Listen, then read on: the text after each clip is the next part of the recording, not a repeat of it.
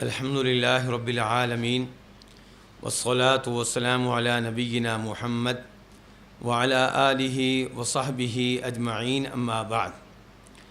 نماز میں کوئی رکعت بھول جائیں تو ایک اور اضافی رکعت پڑھنی چاہیے۔ جی اگر آپ نے 4 رکعتوں والی نماز میں 3 رکعتیں پڑھی ہیں تو ظاہر ہے کہ آپ ایک رکعت اور ادا کریں گی اور پھر 2 سہو کے سجدے بھی کریں گی۔ چونکہ آپ نے نماز میں کمی کی ہے تو بہتر ہوگا کہ یہ 2 سجدے سلام پھیرنے سے پہلے ہی کر لیے جائیں، لیکن اگر کوئی سلام پھیرنے کے بعد یہ 2 سجدے کرتا ہے تو اس میں بھی انشاءاللہ کوئی حرج نہیں ہے۔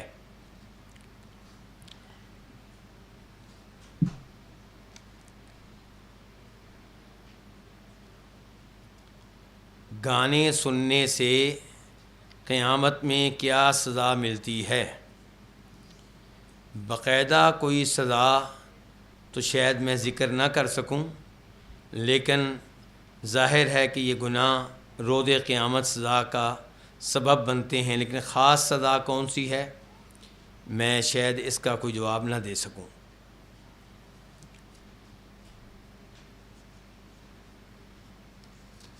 طلاق کے بعد عدت نہ گزارنے کا کیا کفارہ ہے؟ طلاق کے بعد عدت نہ گزاری جائے تو اللہ سے توبہ کرنی چاہیے، اللہ سے معافی مانگنی چاہیے۔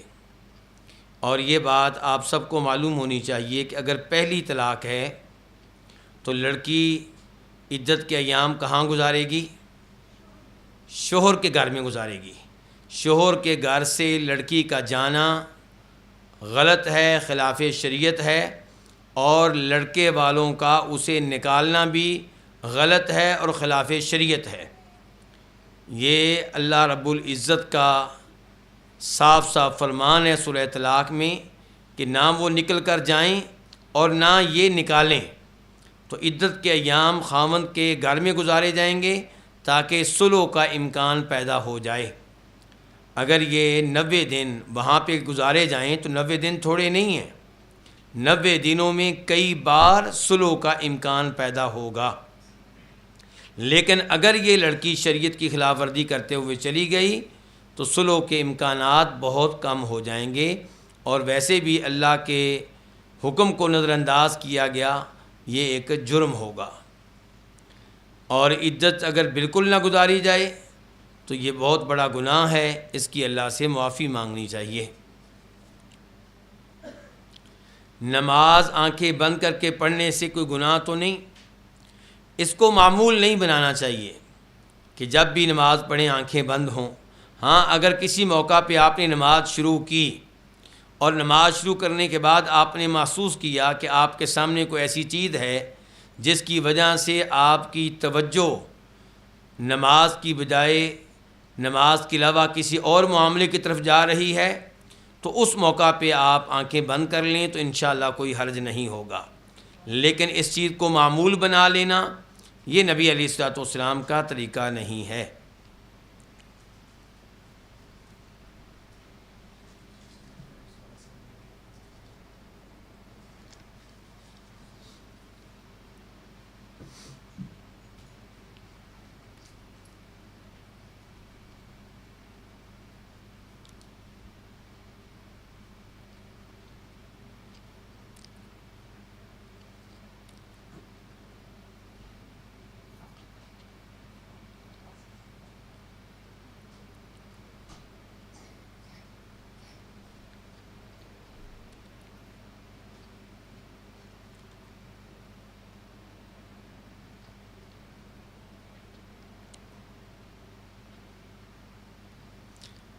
یہاں ایک خاتون بیٹھی ہیں جو پوچھ رہی ہیں، اس سوال کے جواب میں آپ لوگوں نے بھی میری مدد کرنی ہے۔ یہاں ایک خاتون بیٹھی ہیں جو پوچھ رہی ہیں کہ میرا لڑکا ہوا اور نانی نے اس کو کافی عرصہ دودھ پلایا، کیا اس لڑکے کی شادی اپنے ماموں یا خالہ کی بیٹی سے ہو سکتی ہے؟ ہاں جی، ماموں اس کا کیا لگا؟ بھائی۔ تو ماموں کی بیٹی کیا لگی؟ بھتیجی لگی نا، تو اس سے آپ اندازہ کر سکتے ہیں کہ یہ نکاح ہو سکتا ہے کہ نہیں ہو سکتا. تو نہیں ہو سکتا.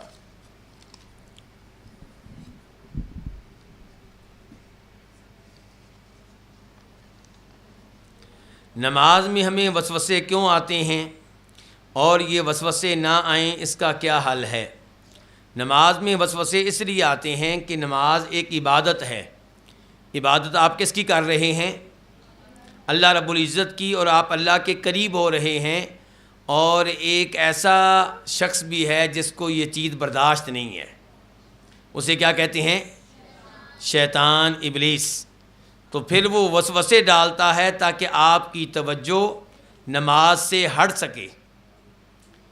تو شیطان نے اپنے حملے کرنے ہی کرنے ہیں. آپ یہ نہ کہیں کہ کیوں وہ حملے کرتا ہے، اس نے کرنے ہی کرنے ہیں. آپ نے کیا کرنا ہے؟ نبی علیہ الصلوۃ والسلام نے اس کا علاج کیا بتایا ہے کہ 3 دفعہ اعوذ باللہ من الشیطان الرجیم پڑھی جائے، اور پھر اپنی بائیں جانب کیا کیا جائے؟ پھونک ماری جائے. بائیں جانب اپنے اوپر ماری جائے، ساتھ والے نمازی کے اوپر پھونک نہیں مارنی، اپنے اوپر مارنی ہے. اور اعوذ باللہ دھیان سے پڑھنی ہے، اس انداز سے گویا کہ آپ اللہ کی منت کر رہی ہیں کہ یا اللہ یہ شیطان میرے پیچھے پڑ گیا ہے، میری نماز، میری محنت کو ضائع کرنا چاہتا ہے، یا اللہ میری مدد کر اس کے وسوسے سے بچنے کے لیے. اور اس کے علاوہ وسوسے ان سے بچنے کے لیے کیا کرنا چاہیے؟ سجدے میں اللہ سے دعائیں کیا کریں کہ یا اللہ میری نمازوں کے معاملے میں میری مدد فرما. یہ دعا کیا کریں، اللہم اعنی علی ذکرک و شکرک و حسن عبادتک. یا اللہ میری مدد کر تاکہ میں بہترین انداز میں تیرا ذکر کر سکوں، تیرا شکر ادا کر سکوں، اور تیری بہترین عبادت کر سکوں. تو اللہ سے مدد مانگیں، اور نماز کی جگہ ایسی بنائیں کہ جہاں پہ نماز سے توجہ نہ ہٹے.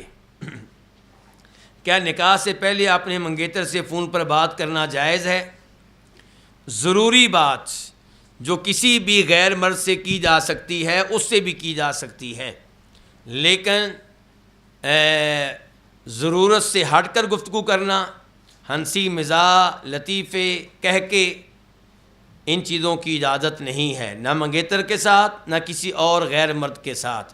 منگیتر غیر ہے، پھر جب تک نکاح نہیں ہوتا وہ غیر ہے، اور اس سے فاصلہ رہنا چاہیے، اور بہت اچھی طرح رہنا چاہیے. بلکہ وہ آپ کو گناہ میں واقع کرنے کا دوسروں کے مقابلے میں زیادہ سبب بن سکتا ہے. اگر ایسے مسائل پیدا ہو رہے ہیں تو لڑکی کو چاہیے کہ اپنے والدین سے مطالبہ کرے کہ ہمارا نکاح کر دیا جائے، تاکہ اللہ کی خلاف ورزی سے بچا جا سکے.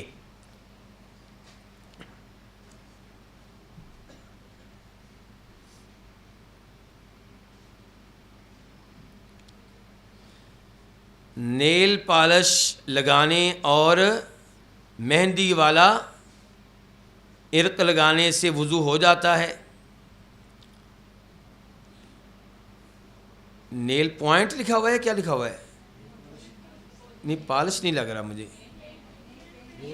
ہاں نیل پینٹ، جی ہاں.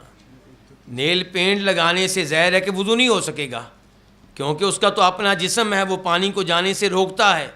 مہندی تو نہیں روکتی لیکن وہ روکتا ہے. اور مہندی والا عرق یہ کیسا ہوتا ہے میرے علم میں نہیں ہے. اگر اس کا اپنا جسم ہوتا ہے، جیسے آٹے کا جسم ہوتا ہے، جیسے یہ نیل پینٹ جو آپ نے کہا اس کا جسم ہوتا ہے، اگر اس کا بھی جسم ہے تو پھر اس سے بھی وضو نہیں ہوگا. اور اگر اس کا جسم نہیں ہے، صرف رنگ ہے جیسے مہندی کا رنگ ہوتا ہے، تو پھر کوئی مسئلہ نہیں ہے.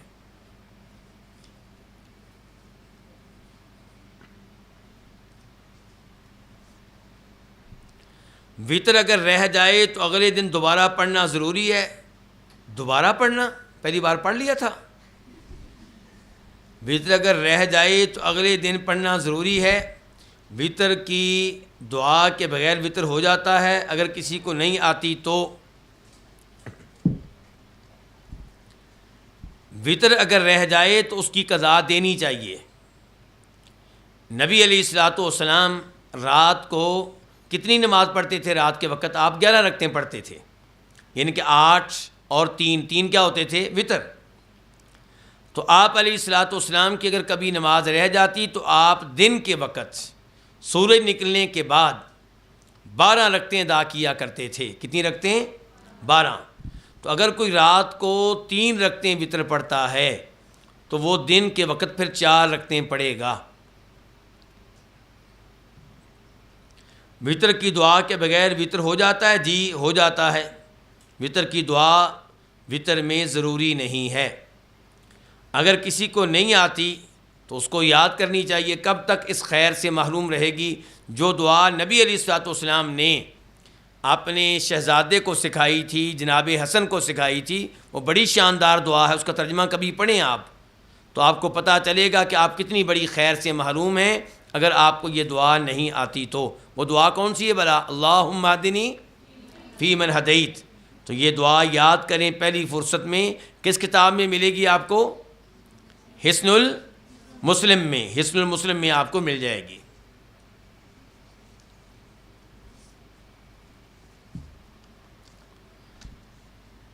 مرد کو داڑھی رکھنے کا حکم کیوں ہے؟ یہ کیوں کا جو سوال ہے نا، یہ بڑا عجیب سوال ہے۔ یعنی کہ اللہ رب العزت نے داڑھی رکھنے کا حکم دیا اور آپ کہیں کیوں دیا؟ ہم کون ہوتے ہیں اللہ سے پوچھنے والے کیوں؟ اللہ تعالیٰ فرماتے ہیں لا یسأل عما یفعل وہم یسألون۔ اللہ سے کوئی یہ پوچھنے کی جرت نہیں کر سکتا کہ یا اللہ تو نے یہ کام کیوں کیا۔ البتہ اللہ جس سے چاہے پوچھے تو نے یہ کام کیوں کیا، تو وہ خالق ہے، وہ شہنشاہ ہے۔ تو اس نے داڑھی رکھنے کا حکم دیا ہے اور ہم نے اس کے حکم کو ماننا ہے۔ اور جو داڑھی بناتے ہیں ان کے بارے میں تفصیل سے بتائیں۔ داڑھی بناتے ہیں، بنانے کا کیا مطلب ہے جی؟ یعنی کہ داڑھی بناتے نہیں ہیں بلکہ داڑھی کو ختم کرنے کا آغاز کر رہے ہیں۔ یہ بنانے والے شروع میں یہاں سے شروع ہوتے ہیں، جیسے میری داڑھی ہے، یہاں سے شروع ہوں گے، تھوڑی سی سیٹ ہو جائے، پھر اوپر آئیں گے، پھر اوپر آئیں گے، پھر اوپر آئیں گے، اور پھر وہ داڑھی تھوڑی سی رہ جائے گی، جیسے ہمارے جماعت اسلامی والے بھائیوں کی داڑھی ہوتی ہے۔ یہ اس کو میں جماعت اسلامی والی داڑھی کہا کرتا ہوں، ٹھیک ہے، پھر وہ رہ جاتی ہے۔ تو یہ بالکل غلط ہے۔ داڑھی رکھنا واجب ہے، فرض ہے، لازمی ہے، ضروری ہے۔ نبی علیہ السلام نے اس کا بار بار حکم دیا ہے، اور اس کو اس کی حالت پہ چھوڑ دینا چاہیے۔ نہ اسرا استعمال کریں، نہ کینچی استعمال کریں، بالکل اس کو چھوڑ دیں۔ کنگھی وغیرہ سے آپ اس کو بہتر بنا سکتے ہیں، سنوار سکتے ہیں، لیکن کسی بھی طریقے سے جان بوجھ کر اس کے بال گرانے، اس کے بال کاٹنے، اس کے بال نوچنے، یہ غلط ہیں۔ اور آپ یہ بھی ذہن میں رکھیں، کیونکہ آپ کے گھر میں مرد ہوں گے، آپ کے ابا جی ہوں گے، آپ کے بھائی ہوں گے، آپ کے شوہر ہوں گے، تو یہ بات ذہن میں رکھیں کہ داڑھی یہ بھی ہے جو جبڑوں کے اوپر ہے، اور یہ رخساروں کے اوپر جو بال ہیں یہ داڑھی کا حصہ ہیں۔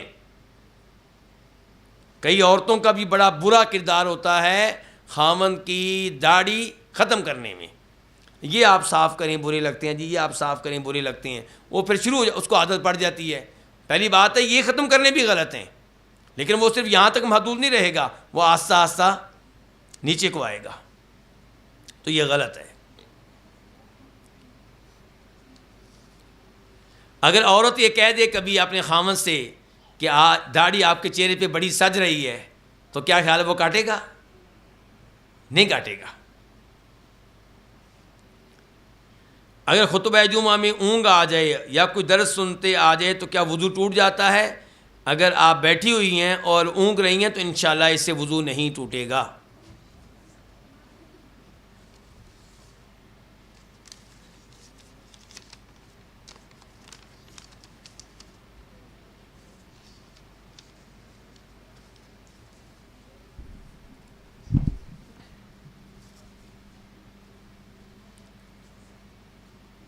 عورت کا پردہ کرنا کیوں ضروری ہے؟ یہ کیوں کا سوال جو ہے نا، چلیں بہرحال یہاں پہ حکمت سمجھ میں آتی ہے احادیث سے۔ فرمایا نبی علیہ الصلوۃ والسلام نے، صحیح حدیث ہے، ما ترکت بعدی فتنۃ اضر علی الرجال من النساء، میں نے اپنے بعد کوئی ایسا فتنہ نہیں چھوڑا جو مردوں کے لیے عورتوں سے زیادہ خطرناک ہو۔ عورتیں مردوں کے لیے کیا ہے؟ فتنہ ہیں۔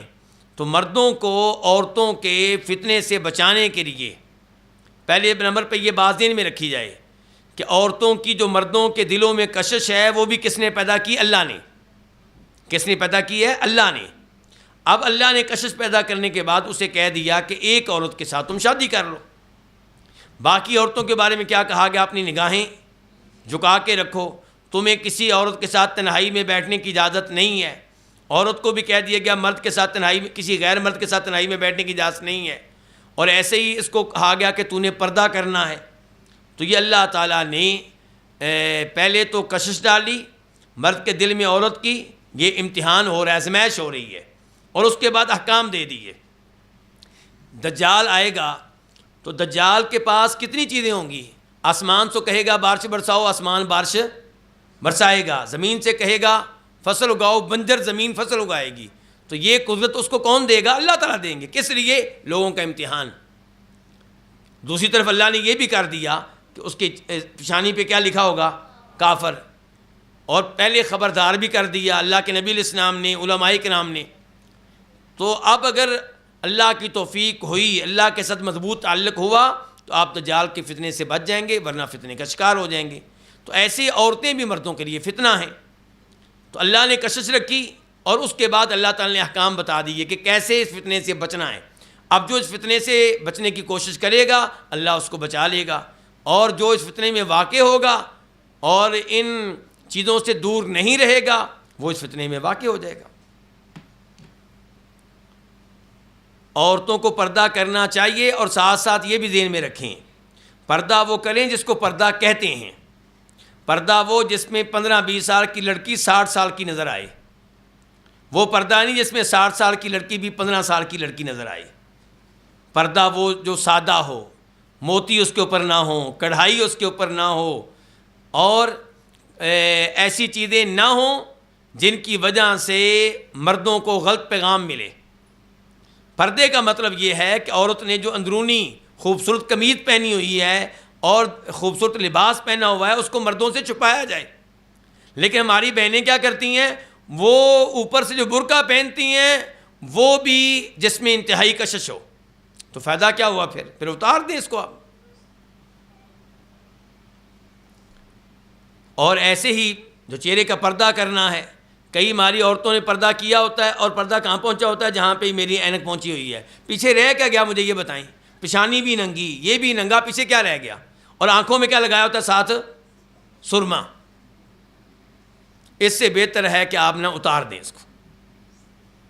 اگر آپ نے پردہ ایسے کرنا ہے جو فتنے کا باعث بن جائے، یعنی کہ اس سے بہتر تھا کہ آپ پردہ اتار دیتی تو کیا ہوتا؟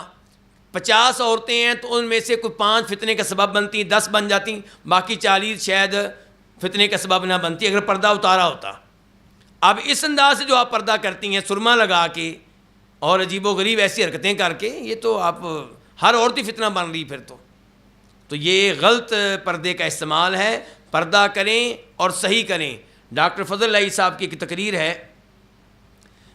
جس میں وہ ان کے الفاظ کیا ہیں کہ پردہ وہ کریں کہ آپ کے پردے کو دیکھ کر 20 عورتیں اور بھی پردہ کریں۔ وہ پردہ نہ کریں جس کی وجہ سے الٹا لوگ پردے سے کیا ہوں؟ بدظن ہو جائیں۔ پردہ کریں صحیح معنوں میں پردہ۔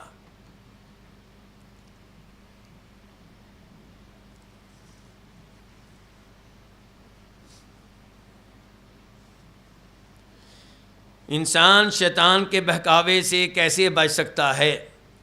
قرآن پڑھیں، دین کا علم لیں، اچھے ماحول میں رہیں، خود والد صاحب کو، شوہر کو، بچوں کو خطبہ جمعہ کے لیے مسجد میں لے کر آیا کریں۔ جب کبھی ایسے درس ہوں وہاں پہ آیا کریں تاکہ ایمان تازہ ہوتا رہے، دل زندہ ہوتا رہے اور آپ شیطان کے بہکاوے سے بچی رہیں۔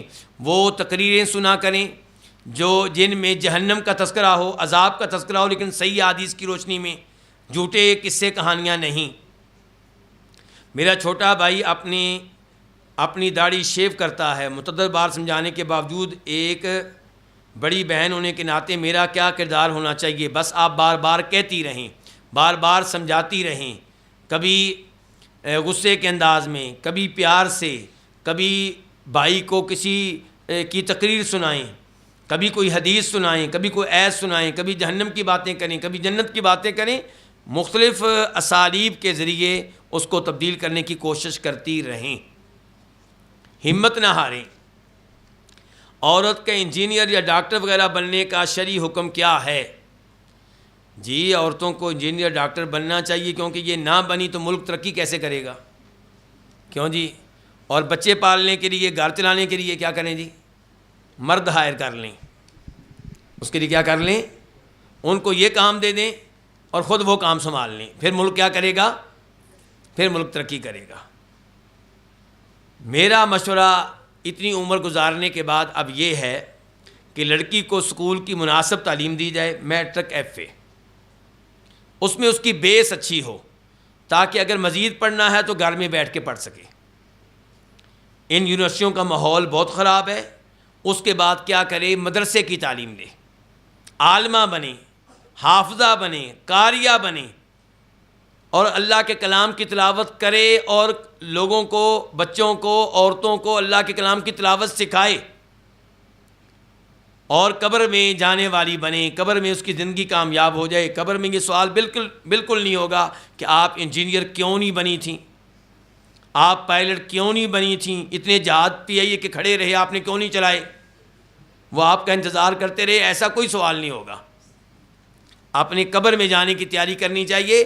عورتوں کو اپنی حقیقت کو سمجھ لینا چاہیے کہ ہم کیا ہیں، بہت بڑا بننے کی کوشش نہیں کرنی چاہیے، اللہ کی حقیر سی بندی بن کے زندگی گزارنی چاہیے، اللہ کی تابع دار، فرما بردار بندی بن کر زندگی گزارنی چاہیے۔ اپنے آپ کو فتنے میں ڈالنا، ڈاکٹر بننا کوئی آسان کام ہے؟ کتنے مردوں کا سامنا کرنا پڑے گا، کتنے مردوں کے ساتھ بیٹھنا پڑے گا، کتنے مردوں کے ساتھ تنہائی میں بیٹھنا پڑے گا، یعنی کیا مردوں کے انداز میں صبح میں تو کہا کرتا ہوں، میرے پچھلے درس میں پتہ نہیں میں نے الفاظ کہے تھے یا نہیں کہے تھے، اب ذرا سن لیں، آپ نے ٹائم دے دیا ہے۔ میں کہتا ہوں کہ یہ جو ذہین لڑکیاں ہیں نا، ان کو ذہین ہونے کی سزا بہت بڑی ملتی ہے معاشرے کی طرف سے، اور جو میرے جیسی ماٹھی لڑکی ہے وہ اچھی رہ جاتی ہے۔ وہ کیا؟ میٹرک کیا، ایف اے کیا، شادی ہو گئی، گھر میں بیٹھی ہوئی آرام سے پنکھے کے نیچے بچے سنبھال رہی ہے، بچے کو گلے لگا رہی ہے، محبت کر رہی ہے، وہ محبت لے رہا ہے ماں کی، اور یہ بھی اپنی خواہشات پوری کر رہی ہے اپنے بچے کے ساتھ۔ بچوں کو سنبھالنے کا اپنا مزہ ہے جو ماؤں کو آتا ہے، ماؤں کو پتہ ہے اس کا۔ تو خامد آتا ہے، یہ آگے سے فریش ہے، تازہ دم ہے، اس کا استقبال کرتی ہے، کھانا دیتی ہے، وہ بیچارہ تھکا آ رہا ہے تو یہ اس کی باتیں بھی سن لیتی ہے، سب کچھ گھر کا ماحول انشاءاللہ امید ہے کہ اچھا رہے گا۔ وہ بیچاری جو ذہین ہے بیچاری، اس کو کیا سزا ملے گی؟ سزا اس کو یہ ملے گی کہ پہلے تو میڈیکل کالج میں انٹری ٹیسٹ کے لیے تیاری کرنی ہے۔ اس میں کتنا عرصہ لگ جاتا ہے جی؟ کسی کو پتہ ہو تو بولے ذرا، مجھے نہیں پتہ۔ ہاں جی 6 ماہ 6 ماہ اس کی نیندیں حرام رہیں گی، صبح و شام رٹا۔ اچھا اس کے بعد داخلہ ہو گیا میڈیکل کالج میں، اب کیا ہوگا؟ میری گزارش سنی جائے، ذرا گفتگو سے گریز کریں تھوڑی دیر۔ اس کے بعد کیا ہوگا؟ اب 4 سال صبح و شام اس کو کوئی ہوش نہیں اپنا، 18 گھنٹے پڑھائی۔ کیا بننا ہے جی؟ ڈاکٹر ڈاکٹر ڈاکٹر، رٹے، انگلش کے رٹے، ہو گئی جی پاس، بن گئی جی۔ اب ہاؤس جاب، ڈاکٹر بنتے ہوئے مردوں سے سامنا ان کی محتاج نمبر لینے کے لیے۔ عورت پہلے ہی مسکین مخلوق ہے، کمزور مخلوق ہے، اوپر سے کسی مرد سے نمبر لینے ہوں عورت کو تو کن مراحل سے گزرنا پڑے گا، عقل مند عورتیں جانتی ہیں۔ کیا کیا اس کی باتیں برداشت کرنی پڑیں گی، کیا کیا اس کی حرکتیں برداشت کرنی پڑیں گی، یہ سب کچھ آج کل میڈیا میں آ رہا ہے۔ اور یہ مسکین بولے گی نہیں، کیوں؟ اس کو پتہ ہے 3 سال جو میرے ابا جی کے لاکھوں پیسہ لگ چکا ہے وہ ضائع ہو جائے گا۔ اگر ابا جی کو بتا دیا کہ پروفیسر صاحب تو یہ حرکتیں کرنی شروع ہو گئے ہیں، تو یہ سارے مراحل سے گزرے گی۔ اور پھر ہاؤس جاب میں کیا کچھ ہوتا ہے، مجھ سے بہتر وہ عورتیں جانتی ہیں جن کا ان امور سے واسطہ ہے یا جنہوں نے یہ باتیں سنی ہوئی ہیں۔ اچھا اب اس کی شادی کی باری آ گئی، اب کیا چاہیے جی؟ اب اس کو عام مسلمان، سادہ مسلمان نہیں چاہیے، کیونکہ یہ اب اس کا معیار کیا ہو چکا ہے، اب اس کو ڈاکٹر چاہیے، اب اس کو انجینئر چاہیے، اور ڈاکٹر کو کیا چاہیے؟ اس کو پیسہ بنانے والی مشین چاہیے۔ اس کو کیا چاہیے جی؟ پیسہ بنانے والی مشین چاہیے۔ اب وہ یہ مشین اس کو مل گئی ہے، اب یہ سرکاری جاب کرے گی، 30 سال 35 سال 40 سال مردوں کی طرح صبح جا رہی ہے، آ رہی ہے، وہاں بھی مرد یہاں بھی مرد، کیا اس کی زندگی ہے؟ عورتوں والی کوئی بات رہ گئی ہے اس میں؟ بچوں کو سنبھالنے کی باری آ رہی ہے اور یہ جناب جا رہی ہے کسی اور کے حوالے کر کے، کیا بچوں کو وہ پیار دے سکے گی جو ایک ماں کو دینا چاہیے؟ اور پھر یہ چونکہ اب نکل چکی ہے باہر، اب اس کی بیٹیاں اس سے بھی آگے جائیں گی، اس نے تو پھر بھی وہ کام تلاش کیا جس کو معاشرے میں پھر بھی کچھ اچھا سمجھا جاتا ہے، بیٹیاں وہ اس سے بھی آگے جائیں گی، تو یہ معاملہ بگڑتا چلا جائے گا۔ اس لیے یہ عورتوں کے کرنے والے کام نہیں ہیں۔ میں یہ نہیں کہتا کہ یہ حرام ہے، لیکن اگر کسی جگہ پہ کوئی ایسا میڈیکل کالج ہے تو ہمیں بھی بتائیے گا جہاں پہ شرعی ماحول میں لڑکیوں کو میڈیکل کی تعلیم دی جاتی ہو۔ اگر دنیا میں کہیں ایسا ہے، پوری دنیا میں اگر کوئی ایسا ہے تو ہمیں بتائیے گا، ایسا آپ کو کہیں پہ بھی ملے گا نہیں۔ تو کیا ضرورت پڑی اپنی بیٹی کو خطرے میں ڈالنے کی، اور لڑکی بیچاری کو کیا ضرورت پڑی اپنے آپ کو خطرات میں ڈالنے کی؟ کہاں سے آپ کو شاباش ملے گی؟ اتنے سال آپ نے کما کے دیا اپنے خامند کو، کیا وہ آپ کو دے گا؟ بتائیں، اس کے بدلے میں کیا ملے گا آپ کو؟ وہ آپ کی ساتھ والی بچی جو آپ سے کم تھی نمبرز لینے میں، وہ سکون سے گھر میں بیٹھی ہوئی ہے، اور آپ کیا مردوں کی طرح چھلانگے لگاتے کبھی جا رہی ہیں کبھی آ رہی ہیں، کیا کر رہی ہیں آپ؟ کن چکروں میں پڑ گئی ہیں آپ؟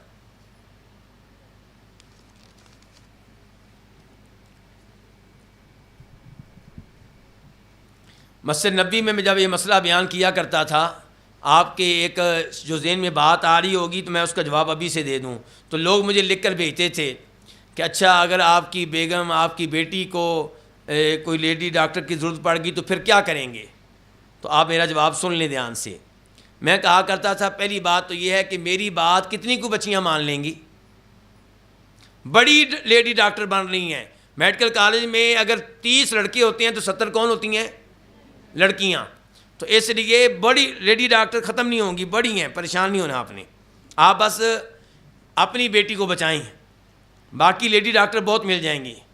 دوسرے نمبر پہ فرض کریں کہ میری بیگم کے لیے لیڈی ڈاکٹر نہیں ہے، تو شریعت نے مجھے اجازت دی ہے مجبوری کے وقت میں اپنی بیگم کا علاج کسی مرد سے کرا سکتا ہوں، مجبوری ہے، لیکن میری بیگم کی خاطر آپ اپنی بیٹی کو قربانی کا بکرا نہ بنائیں، اس بیچاری کو خطرات میں نہ ڈالیں، اس کو مردوں کے ماحول میں نہ بھیجیں، اس کو پاکیزہ ماحول میں رکھیں، اچھے ماحول میں رکھیں۔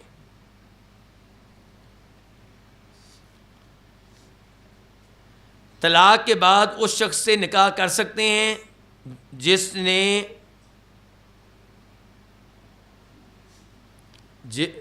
طلاق کے بعد اس شخص سے نکاح کر سکتے ہیں دوسری شادی نہیں کی۔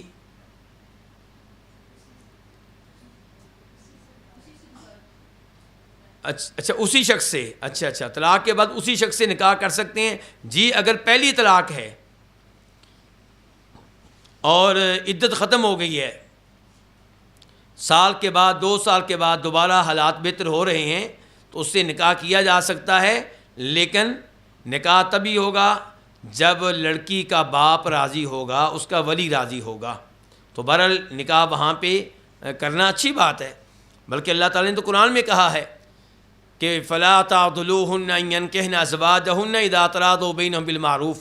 اگر کہیں پہ طلاق کا واقعہ ہو گیا ہے، اب دوبارہ وہاں پہ صلح ہو رہی ہے، دوبارہ نکاح کا امکان پیدا ہو رہا ہے، تو ولی کو کہا جا رہا ہے رکاوٹ نہ بنو، یہ نکاح ہونے دو، الا یہ کہ لڑکا بے نماز ہو، دینی لحاظ سے کوئی مسئلہ ہو، تو پھر ولی کو حق حاصل ہے کہ اس کو روکے۔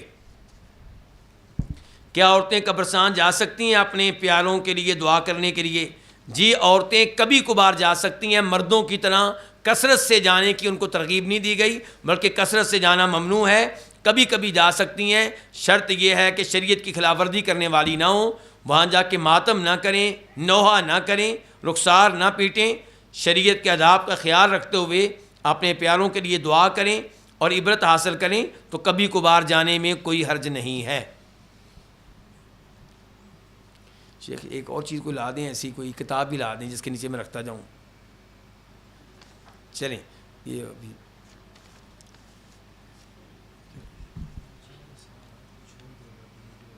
نہیں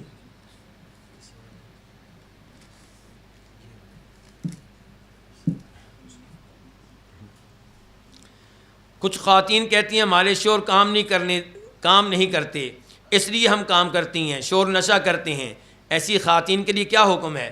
جی کوئی مسئلہ نہیں ہے، شریعت کے دائرہ کار میں رہ کر اگر یہ کام کرتی ہیں، گھر میں بیٹھ کے ٹیوشن پڑھا لیں بچیوں کو، مثال کے طور پہ گھر میں بیٹھ کے سلائی کر لیں، تو اس قسم کا مناسب کام کریں، اپنے گھر کا نظام سسٹم چلائیں، کوئی حرج نہیں ہے انشاءاللہ۔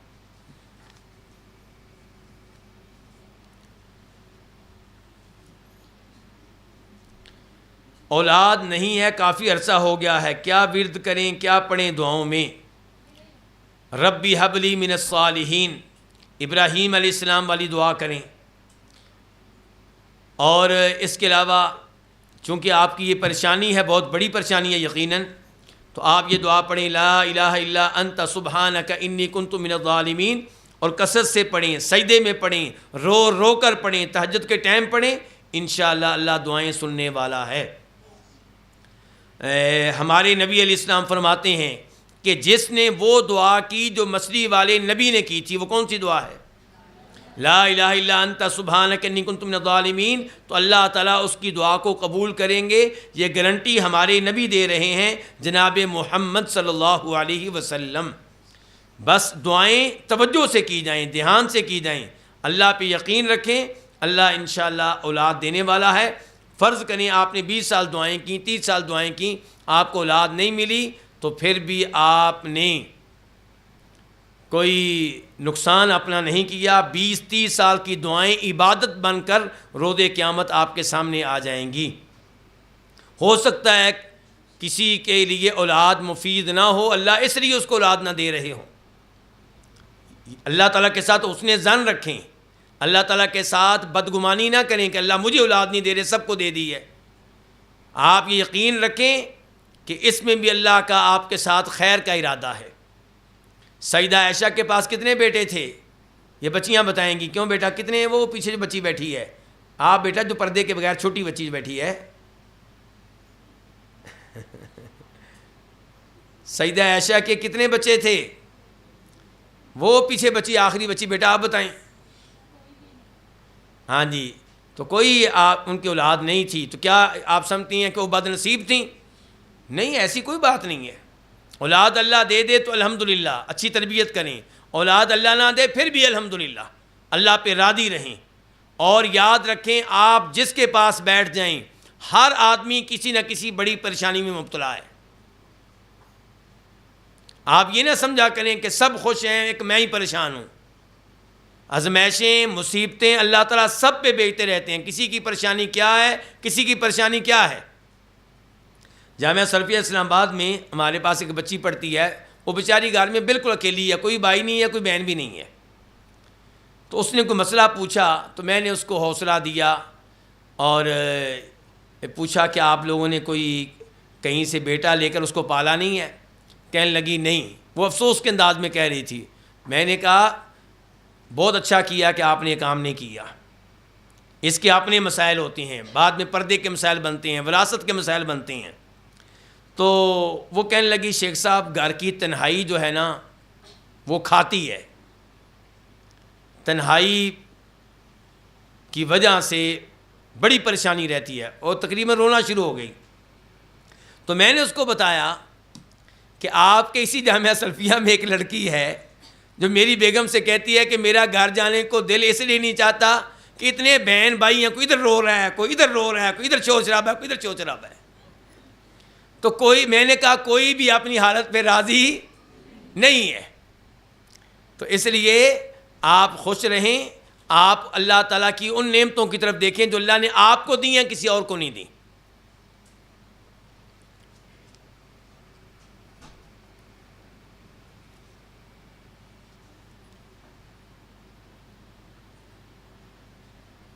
وتر قضا ہو جائے تو پھر 4 کیوں پڑھیں گے، 3 کیوں نہیں پڑھ سکتے؟ کیونکہ نبی علیہ الصلوۃ والسلام جب دن کے ٹائم یہ نماز پڑھتے تھے تو جفت بنا کے پڑھتے تھے۔ یہ آپ کی سنت ہے اور ہم نے اللہ کے نبی علیہ السلام کے طریقے کو اختیار کرنا ہے۔ سید لڑکی کی شادی کسی اور کاسٹ کے لڑکے سے ہو سکتی ہے؟ کیوں جی، ہو سکتی ہے۔ نبی علیہ الصلوۃ والسلام کی کتنی بیٹیاں جناب عثمان کے گھر میں تھیں؟ 2۔ تو کیا جناب عثمان سید تھے؟ نہیں تھے۔ پھر آپ کی ایک اور بیٹی زینب رضی اللہ عنہ کس کے گھر میں تھیں؟ کون بتائے گا ان کے شوہر کا نام؟ ابو العاص۔ یہ بھی سید نہیں تھے۔ تو شریعت نے ایسی کوئی پابندی نہیں لگائی۔ ہاشمیوں کو تو آپ نے صرف ایک بیٹی دی ہے، وہ کون؟ فاطمہ رضی اللہ تعالی عنہا۔ تو شادی میں دین کو دیکھا جائے گا، دین کے ساتھ ساتھ دیگر چیزیں دیکھی جا سکتی ہیں، لیکن دیکھنی ضروری نہیں ہے۔ دین کے ساتھ ساتھ اگر آپ دیکھتے ہیں کہ ہماری رشتہ دار ہو تو ٹھیک ہے، کوئی حرج نہیں ہے، لیکن آپ دین کو نظر انداز کر دیں اور کہیں کرنی اپنی کاسٹ میں ہے، چاہے لڑکا بے نماز ہو، یہ بالکل غلط سوچ ہے۔ آپ اپنی بیٹی کی آخرت کو خطرے میں ڈال لیں گے۔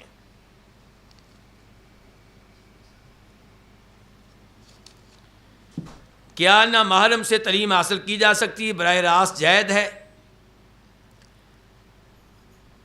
دیکھیں، ایک ہے لڑکی لڑکے کا تنہائی میں بیٹھنا، ایک لڑکا ایک لڑکی، یہ تو بالکل غلط ہے۔ اور اگر لڑکی کے ساتھ اس کی والدہ بیٹھی ہوئی ہیں اور دونوں پردے میں ہیں اور لڑکا تعلیم دے رہا ہے اور کبھی بھی تنہائی نہیں ہوتی 1 منٹ کے لیے بھی، تو پھر انشاءاللہ اس میں کوئی حرج نہیں ہے۔ اور اگر آپ کا مقصد ہے آن لائن، تو آن لائن بسا اوقات یہ ہوتا ہے کہ ایک استاد پڑھا رہا ہے اور 20 طالب علم اس کے ساتھ پڑھ رہے ہیں زوم کے ذریعے، تو اس میں بھی انشاءاللہ کوئی حرج نہیں ہے۔ اس میں استاد پڑھاتا ہے اور کافی سارے لوگ پڑھ رہے ہیں، تو کوئی تنہائی نہیں ہے، تو اس میں انشاءاللہ کوئی حرج نہیں ہے۔ تنہائی سے بچنا چاہیے۔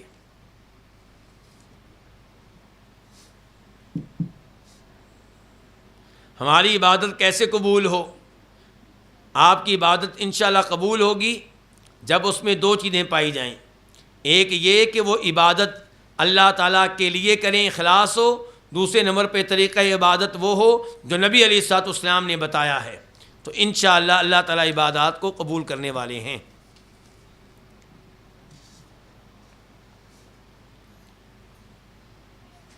فلسطین میں بہت ظلم ہو رہا ہے، کیا آپ سمجھتے ہیں کہ ابھی تک جہاد فرض عین نہیں ہوا؟ اور ایک مسلمان ہونے کی حیثیت سے ہم ان کے لیے کیا کر سکتے ہیں؟ دعا، مالی امداد اور بائیکاٹ کے علاوہ اس بارے میں رہنمائی کر دیں۔ کیا ان کے خلاف احتجاج وغیرہ جو کر رہے ہیں کیا یہ درست ہے؟ اچھا، جو چیزیں میں نے بتانی تھیں وہ آپ نے پہلے ہی کہہ دیں کہ ان کے علاوہ،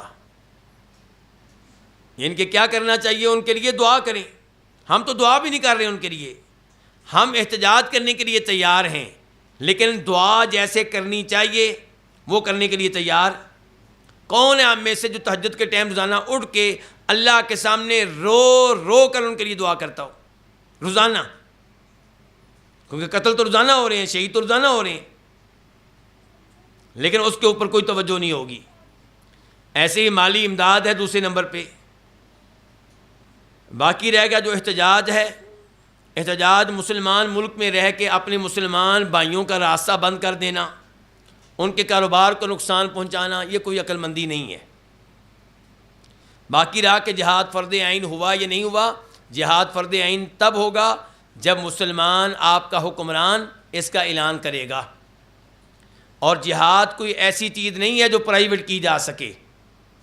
میں آپ سے پوچھتا ہوں، سوال کرتا ہوں، ایک مرد شادی شدہ ہونے کے باوجود بدکاری کا ارتکاب کرتا ہے، پکڑا جاتا ہے، کیا میں اور آپ اس کو سنسار کر سکتے ہیں؟ پتھر مار مار کے ہلاک کر سکتے ہیں جبکہ یہ شریعت کا حکم ہے؟ نہیں کر سکتے، کیونکہ یہ حکومت کی ذمہ داری ہے۔ تو کئی کام میرے اور آپ کے کرنے والے نہیں ہوتے، حکومت کے کرنے والے ہوتی ہیں۔ جہاد کس سے کرنا ہے، کب کرنا ہے، یہ میرا اور آپ کا کام نہیں، حکومت کا کام ہے۔ تو حکمران جب اس کا اعلان کرے گا تو انشاءاللہ ہم ذہنی طور پہ تیار ہیں اور اللہ سے دعا کرتے ہیں کہ اللہ تعالیٰ ہمیں شہادت کی موت دے۔ لیکن پرائیویٹ جہاد کرنا، یہ اس کا اسلام میں کوئی تصور نہیں ہے۔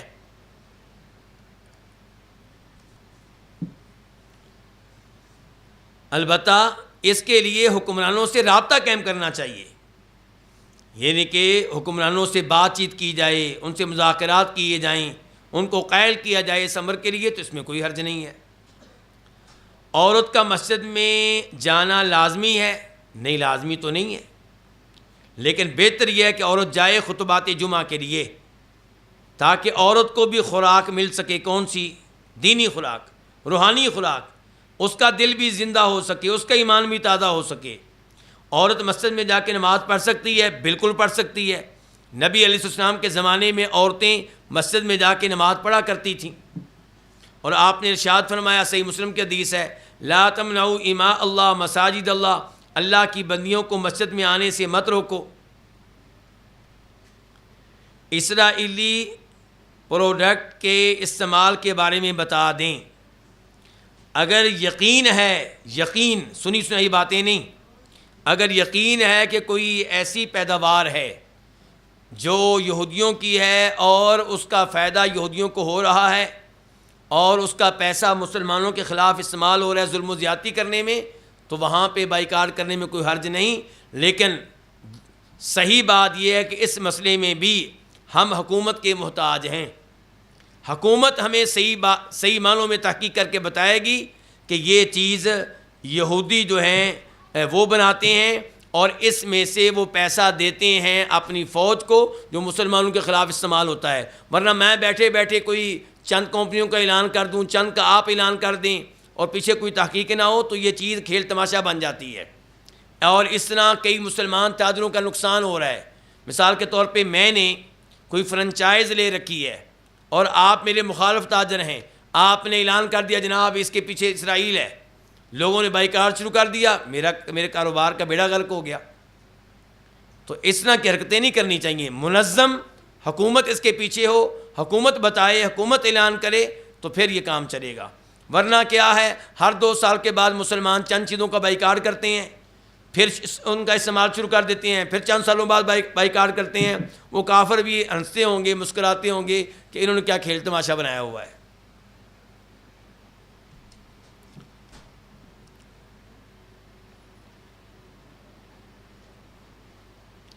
داڑھی نہ رکھنے والوں کے بارے میں کیا حکم ہے؟ نبی علیہ الصلوۃ والسلام کے حکم کی خلاف ورزی کر رہے ہیں، اور آپ کے حکم کی خلاف ورزی کرنا کوئی چھوٹا جرم نہیں ہے۔ نبی علیہ الصلوۃ والسلام نے فرمایا، ارخ اللحا، ارج اللحا، آف اللحا، اوف اللحا۔ ان 5 الفاظ کا خلاصہ مفہوم یہ ہے کہ داڑھی کو اس کی حالت پہ چھوڑ دینا چاہیے۔ تو آپ کے ان فرامین کے باوجود داڑھی کو منڈوانا نبی علیہ الصلوۃ والسلام کے حکم کی خلاف ورزی کرنا ہے، اور یہ بہت بڑا جرم ہے۔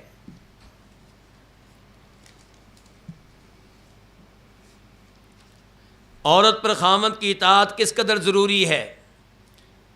نبی علیہ الصلوۃ والسلام نے ارشاد فرمایا، جو عورت 5 وقت کی نمازیں ادا کرے، 1 مہینے کے روزے رکھے، اور اپنے خاوند کی اطاعت کرے، تو اس سے کیا کہا جائے گا؟ جنت کے جس دروازے سے داخل ہونا ہے داخل ہو جاؤ۔ تو اس لیے عورت کو خاوند کی اطاعت کرنی چاہیے، اس حد تک کہ فرمایا نبی علیہ الصلوۃ والسلام نے اس صحابی سے جنہوں نے آپ کو سجدہ کیا تھا، آپ نے کہا تھا یہ کام آئندہ نہ کرنا، ابن ماجہ کی صحیح حدیث ہے، فرمایا اگر کسی انسان کے لیے دوسرے انسان کو سجدہ کرنا جائز ہوتا تو میں عورت کو حکم دیتا کہ کس کو سجدہ کرے، اپنے خاوند کو، کیونکہ خاوند کا حق اپنی بیوی پہ بہت زیادہ ہے۔ اور ایک صحیح حدیث میں یہ بھی آتا ہے کہ اگر کوئی عورت اپنے خاوند کے جسم پہ نکلے ہوئے کیا پھوڑے پھنسیاں انہیں چوس لے. یہ نہیں شریعت کہتی چوسو، ایسا نہیں ہے. شریعت یہ نہیں کہتی چوسو، نہیں، شریعت ایسا کبھی حکم نہیں دیتی. لیکن خاوند کا حق بیان کیا جا رہا ہے کہ اگر عورت یہ چوس لے یہ پانی وغیرہ اس کا، تو پھر بھی خاوند کا حق ادا نہیں ہوتا. اس سے آپ اندازہ لگا سکتے ہیں کہ خاوند کے حقوق کتنے زیادہ ہیں.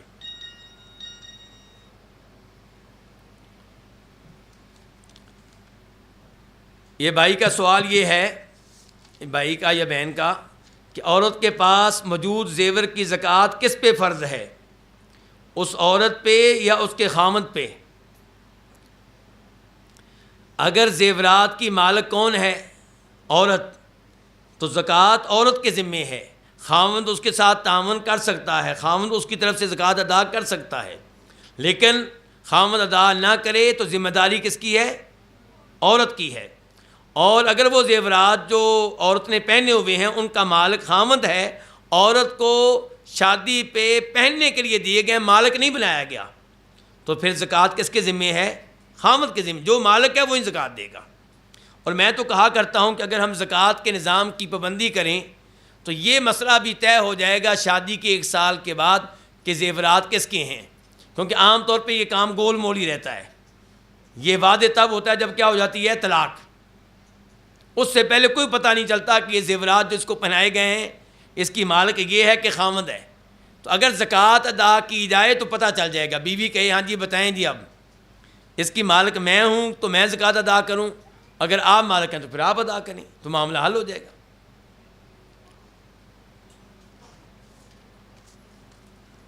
کورٹ میرج کی شادی کا شرعی حکم کیا ہے؟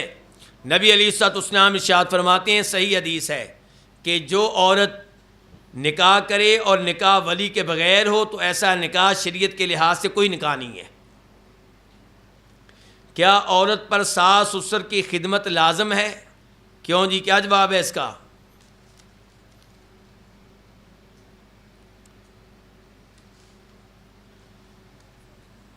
عورت پہ پورا جواب لینا ہے، آدھا جواب نہیں لینا. عورت پہ ساس سسر کی خدمت لازم نہیں ہے، اور خاوند پہ یہ لازم نہیں ہے کہ جب سالی کی شادی ہو تو بیوی کو کپڑے لے کر دے. خاوند پہ لازم نہیں ہے کہ عورت کو پیپسی پلائے. خاوند پہ لازم نہیں ہے کہ بیوی کو بروش لے کر کھلائے. خاوند پہ لازم یہ ہے کہ عورت کو ایک سوٹ مناسب سا سردیوں کا لے کر دے اور ایک مناسب سا گرمیوں کا لے کر دے، اور 2 ٹائم 3 ٹائم کا مناسب سا کھانا لے کر دے.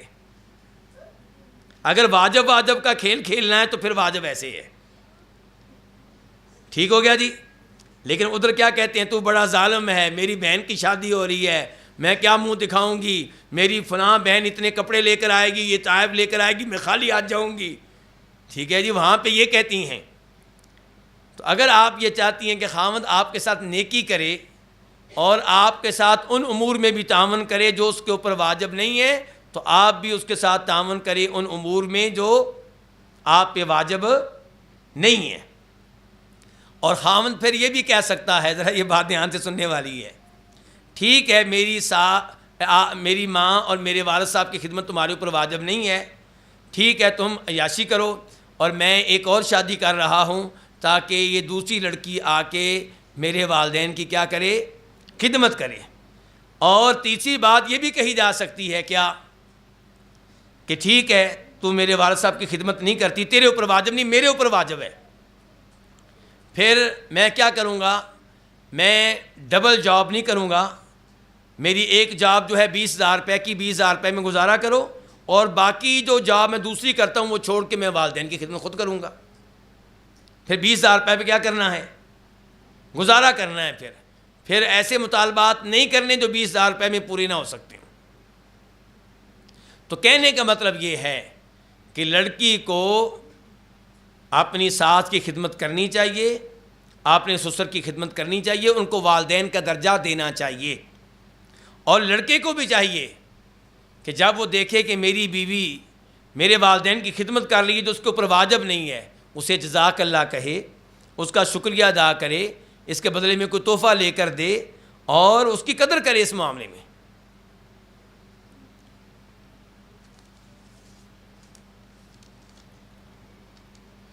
میرا خاوند مجھے کئی مرتبہ غصے میں کہتا ہے کہ آپ میری طرف سے فارغ ہیں، اس کا کیا حکم ہے؟ یہ خاوند کی نیت کے اوپر ہے، کیونکہ اس نے صاف صاف یہ نہیں کہا کہ تمہیں طلاق ہے، کیا کہہ رہا ہے؟ میری طرف سے فارغ ہو۔ اب اگر اس کی نیت کیا کہ تمہیں طلاق ہے تو یہ طلاق ہے، اور اگر وہ اس کا کوئی اور مفہوم اپنے ذہن میں لیے ہوئے ہے تو اس کے مفہوم اس کی نیت کے مطابق جو مفتی صاحب ہیں وہ فیصلہ سنائیں گے۔ اس سے پوچھا جائے گا تمہاری کیا نیت تھی کہتے ہوئے کہ تم فارغ ہو؟ اگر وہ کہیں میری نیت تھی کہ تمہیں طلاق ہے تو پھر یہ طلاق ہے، اور اگر وہ یہ کہے کہ میرا کوئی اور مقصد تھا تو جو مقصد تھا اس کے مطابق فتویٰ لگایا جائے گا۔ جہیز کا شرعی حکم کیا ہے؟ کوئی بھی باپ اپنی بیٹی کو اس کی شادی کے موقع پہ مناسب تحفہ تحائف دے سکتا ہے، لیکن لڑکے والوں کا مطالبہ کرنا، اشارے کرنا، باتیں سنانا کہ ہماری پہلی بہو یہ لے کر آئی ہے، وہ لے کر آئی ہے، یہ دیکھیں یہ دیکھیں یہ سامان دیکھیں، یہ حرکتیں خلاف شریعت ہیں۔ اور اگر کوئی لڑکی جہیز لے کر نہیں آتی اس کے اوپر تنقید کرنا، اس کا دل دکھانا، یہ جرم ہے۔ جہیز کا سامان جتنا بھی ہے بنیادی طور پہ ذمہ داری ہے لڑکے کی۔ سعودی عرب میں جب شادی ہوتی ہے سارا بوجھ کس کے اوپر ہوتا ہے؟ لڑکے کے اوپر۔ شادی ہال بھی لڑکا بک کراتا ہے۔ شادی کی تاریخ طے ہو گئی، مثال کے طور پہ 30 جولائی، وہ لڑکا شادی ہال بک کرائے گا اور وہ مثال کے طور پہ 30 کارڈ 40 کارڈ لڑکی والوں کو دے دے گا کہ جن کو تم نے بلانا ہے بلا لو۔ لڑکی والے لڑکی لے کے ادھر ہی آئیں گے اور وہ ولیمہ ہو رہا ہے، اور ادھر ہی لڑکے کے مہمان آئیں گے، ولیمہ ہوگا، اور ولیمے کے بعد لڑکا لڑکی کو لے کے کہاں جائے گا؟ اپنے گھر میں، والدین کے گھر میں نہیں، اپنے گھر میں، چاہے وہ کرائے کا ہو، چاہے وہ کرائے کا ہو۔ یہ بات کیسی لگی میری بہنوں کو ادھر؟ یہ بیچاری پتہ کیا کہتی ہیں؟ وہ کتنا ظالم ہے جی، والدین نے پالا پوسا، پہلے دن ہی لے کے بیوی کو الگ ہو گیا۔ تو الگ تو آپ بھی ہوتی ہیں، آپ ہوتی ہیں ذرا 10 سال کے بعد جب آپ کی بہو آپ کے گریبان کو یہاں پکڑتی ہے، اس کے بعد وہ ذرا پہلے دن سے ہو گئے ہیں، شروع سے ہی۔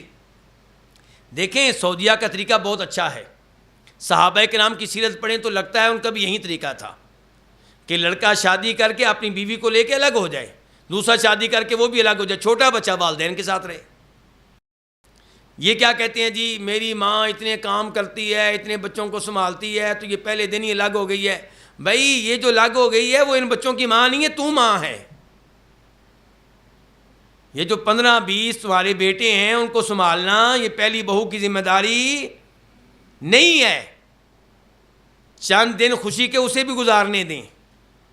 ہمارے ہاں شادی کے ایام کو لڑکی لڑکے کے لیے عذاب بنا دیا جاتا ہے، جو ان کی زندگی کے چند خوشی کے دن ہوتے ہیں، بعد میں ان کی بھی بیچاروں کی لڑائیاں شروع ہونے والی ہوتی ہیں آپس میں، ٹھیک ہے؟ یہی ان کا مہینہ، سال 2 سال گزرنے تھے خوشیوں میں، جب کوئی ذمہ داری نہیں ہے، کوئی مسئلہ نہیں ہے۔ لیکن یہ دن ان کے کیسے گزرتے ہیں یہ بیچاری وہی جانتی ہے۔ اچھا مزے کی بات ہے وہ جانتی ہے، لیکن اپنی بہو کے انہی ایام کو وہ بھی عذاب بناتی ہے بعد میں۔ وہ یہ سارے بدلے کن سے لیتی ہے؟ اپنی بہوؤں سے بدلے لیتی ہے۔ اس کی کوشش ہوتی ہے کہ میرے بیٹے کی زندگی جو ہے نا وہ سکون میں نہ گزرے۔ اچھا مزے کی بات یہ ہے کہ اگر لڑکے لڑکی کی نہ بنے پھر پریشان، تعویذ لینے جا رہی ہے جی، وہ میرا بیٹا ان کی بن نہیں رہی ہیں، بڑے پریشان ہیں۔ اور اگر ان کی بن جائے، محبت قائم ہو جائے، پھر بھی پریشان، پھر بھی پریشان ہے بیچاری، بہت پریشان ہے۔ تو کہنا کیا چاہ رہا تھا کہ وہ لڑکا جو ہے وہ اپنا گھر تیار کرتا ہے، فریزر اس نے لے کر آنا ہے، گھر کو اس نے سجانا ہے، گھر کا سارا سامان اس نے فراہم کرنا ہے۔ لڑکی کے ذمے کچھ بھی نہیں ہے، حتیٰ کہ لڑکی نے جو کپڑے پہنے ہوں گے، زیورات پہنے ہوں گے، یہ بھی انہی پیسوں کے ہوں گے جو حق مہر کی شکل میں اس نے دیا تھا۔ اور حق مہر بھی وہاں پہ کتنا سعودیہ میں ہوتا ہے؟ 1000 روپیہ نہیں، 50,000 ریال، یعنی کہ لڑکے کو سمجھ آ جاتی کہ میں نے شادی کی ہے۔ شادی ہال بک کرانا، کرائے پہ گھر لینا، اس میں گھر کا سامان پورا مہیا کرنا، حق مہر ادا کرنا، لڑکے کی چیخیں نکل جاتی ہیں، پتہ چلتا ہے کہ شادی کی ہے۔ اور ہمارے یہاں لڑکی کا باپ بیچارہ مسکین،